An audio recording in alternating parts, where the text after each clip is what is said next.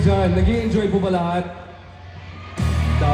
Dapat. Ibang klase talaga ang pangis ng Leon. Pero hindi pa kami kumpleto dahil may isa pa kami kasama para mabuo ang pagkapangis ng Leon Extra Strong Beer.